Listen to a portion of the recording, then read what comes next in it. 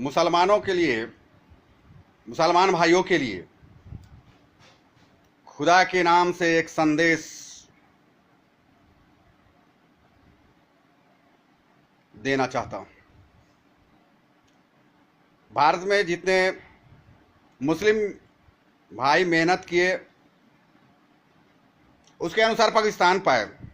हिंदुस्तान तो केवल हिंदुओं का था, जिसने दया धर्म के अनुसार बाबर के समय बने मुस्लिमों के लिए, जो 3 भाई हिंदू थे, 1 भाई मुस्लिम थे, पाकिस्तान जाते काटे जाते और वापस यहाँ रहने के लिए चाह रहे थे, तो यहाँ रहने का कोई व्यवस्था नहीं था। जवाहरलाल नेहरू, महात्मा गांधी, सारे लोग नेताओं ने बैठकर और दिमाग में लगाया कि चलो थोड़े मोरे लोग हैं, आगे चल के अतिथि रूप में रहेंगे, भाई जैसे मिलके रहेंगे और धीरे धीरे हिंदू फिर बन जाएंगे। रख लेते हैं, अभी धीरे धीरे फिर पंचायती करके बना देंगे। वो लोग तो चले गए, वो लोग की श्रद्धा कामना भी चली गई। आज जो बैठ के भारत के मुसलमान हैं, संविधान में लिखे जाने से कोई दिक्कत नहीं। संविधान में लिखा है तो यहाँ से बेलगा कौन रहा है मुसलमानों को, ये भटा कौन रहा है। इतना जो भौंक रहे हो कुत्ता की तरह, कश्मीर से लेके कन्याकुमारी तक, इधर जहां जहां बिहार से लेके यूपी तक हर जगह भूख रहे हो कुत्ता की तरह मुसलमानों।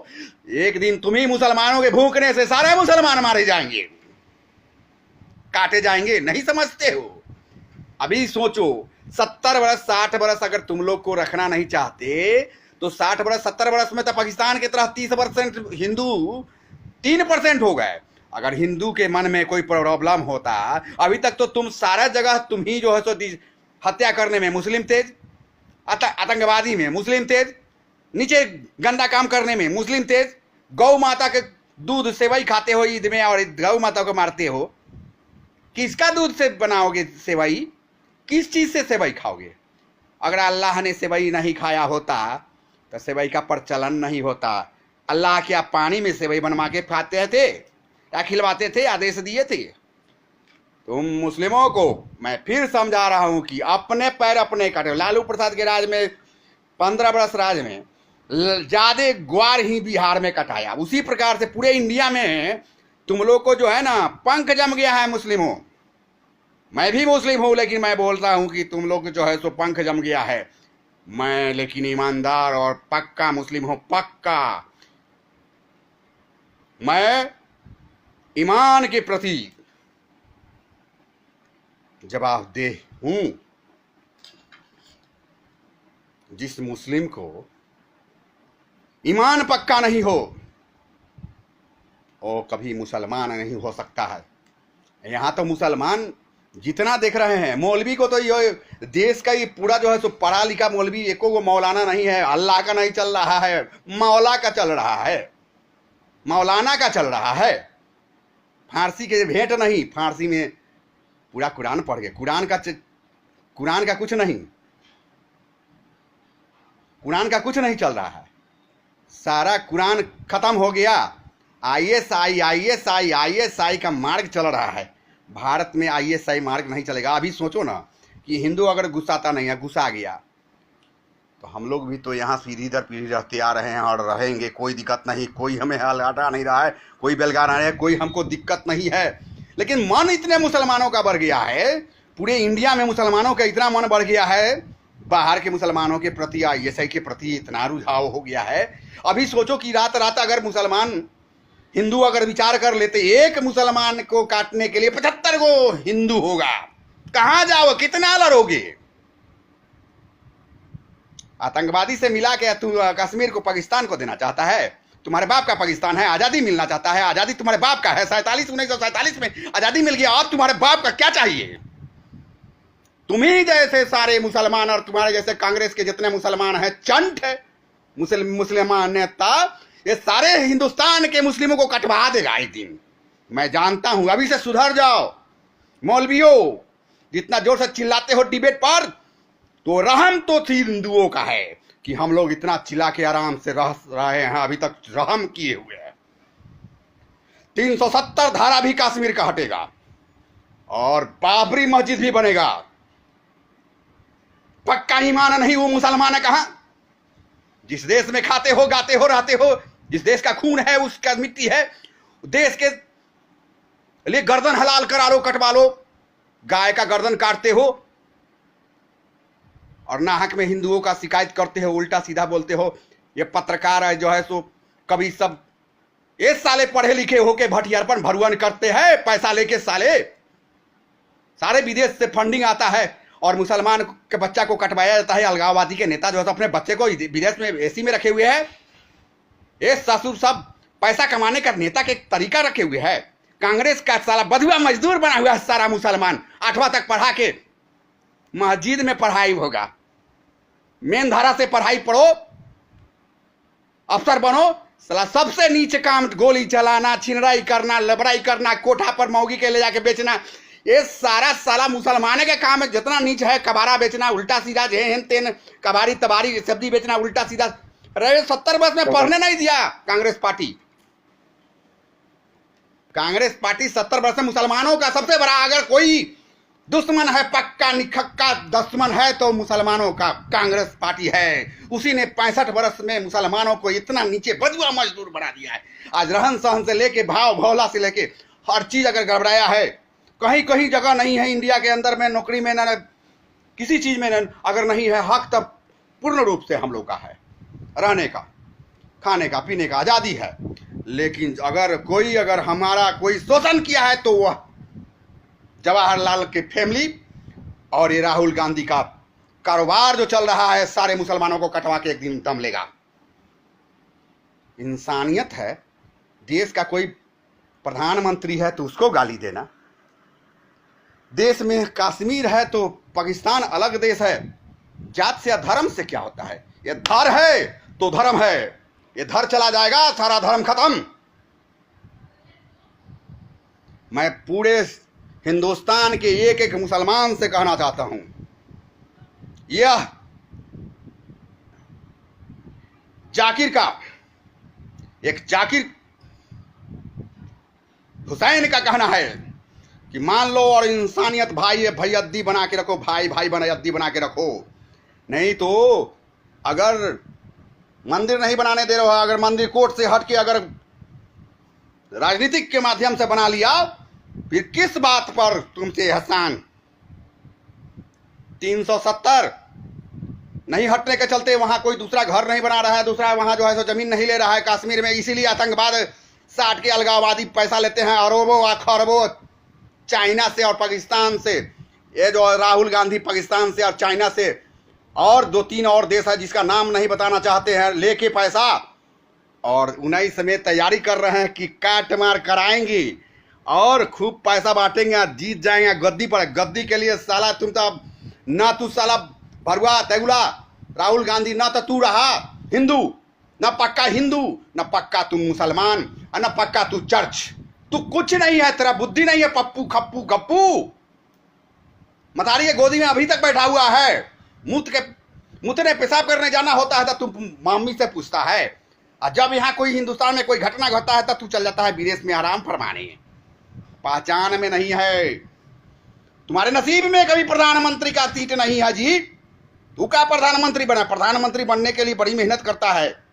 ये मोदी प्रधानमंत्री है, 38 बरस आरएसएस में रह के एक एक गांव घुमा है, उसके पास बुद्धि है कि इसको कैसे बोला जाता है। तुमको बोलने का लूर है? बेटा चमार के नाम रजरनिया, तुम्हारे जैसे लाखों करोड़ों यहां इंडिया में बाप का बेटा है, हीरो बनता है। फांसी पर सुभाष चंद्र बोस 1 साल पहले आजादी लिया था, उसका नाम हटवा के उसको खेदवाते खेदते उस बेचारा को डिस्टर्ब कर दिया। चंद्रशेखर आजाद, सुभाष चंद्र बोस, वीर भगत सिंह, शिवाजी, खुद्री राम बोस, ये सब लोग आजादी गरम दाल का थे, आजादी लिए। एक चमेटा पर मारा था, एक चमेटा इस पर खाने वाला गांधी से आजादी है, जवाहरलाल नेहरू छौरीवाद से आजादी हम लोग नहीं जानते हैं। आजादी तो दिया जो है तो जलियांवाला बाग में लाखों लोग, 5 लाख लोग मर गया, हर घर का बेटा मरा। आजादी तो सारा देश के एक एक व्यक्ति लिया है, एक एक घर लिया है। आजादी का कहता है राहुल गांधी की हमारा बाप लिया, उसमें ऐसा तुम्हारा बाप तो अकेले आजादी ले लिया, वैसा वैसा तुम्हारे बाप जैसे पूरे हिंदुस्तान का एक एक नागरिक का बाप उस समय लड़ रहा था। कितने मां के सिंदूर, कितने मां के हाथ की चूड़ियां, कितनी बहन की मांग के सिंदूर, इज्जत चला गया, तब आजादी मिला है। आजादी के मन तो करता है मैं कि फतवा जारी करेगा, फतवा मैं जारी करता हूं कि देश के विरोध में जो बोलेगा, देश विद्रोही जो होगा, उसका सर कलम कर देंगे ना तो आंख फोड़ के उसको विदेश भेज दूंगा। मैं कहता हूं, मैं फतवा कहता हूं, देश के जिस देश का नमक खाते हो, जिस देश में रहते हो, उसी देश को बेचना चाहते हो, उसी देश को परेशान करना चाहते हो, उसी देश को तुम कत्ल कर रहे हो। ऐसा नहीं, ये पूरे अखंडता, भारत के संप्रभुता, अखंडता, इंसानियत और भारत के इज्जत का सवाल आ गया। भारत का संस्कार था जो सारे धर्म को एकत्रित करके रखने वाला एक देश था, प्रजातंत्र, यहां विश्व का सबसे बड़ा प्रजातंत्र। ये क्या कर दिया राहुल गांधी? न कोई जात का, न कोई धर्म का, न कोई इंसानियत उसके पास बचा हुआ है।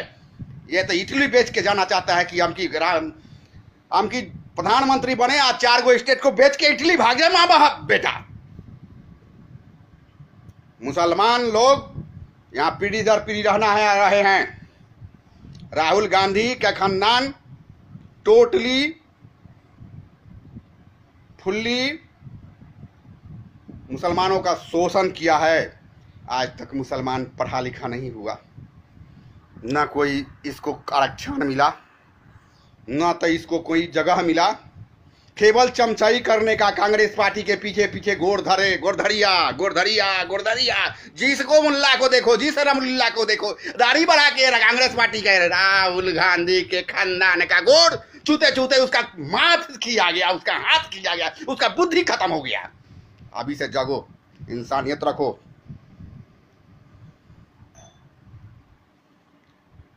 बस देश के एक शब्द बोलना था कि एक दिन एक ऐसा विपत्ति आएगा। अभी तो तुम लड़ रहे हो, अभी तो 20% नहीं पूरे हो, 21% नहीं पूरे हो, 80% हिंदू है। बोलो अगर इसका तबीयत बिगड़ गया, जैसे तबीयत तुम लोग का अभी बिगड़ा हुआ है, चढ़ाने बढ़ाने पैसा घूस पर, अगर हिंदुओं का तबीयत बिगड़ गया तो हम लोग का क्या स्थिति होगा? पाकिस्तान के 3% जैसे हुए थे यहाँ 3% हो जाओगे धीरे धीरे। एक मुसलमान पर 75 से 80 हिंदू काटने के लिए तैयार हो जाएगा। एक मुसलमान पर 75 हिंदू काटने के लिए होगा तो सोच साला कि कैसे तुर्जी बचेगा।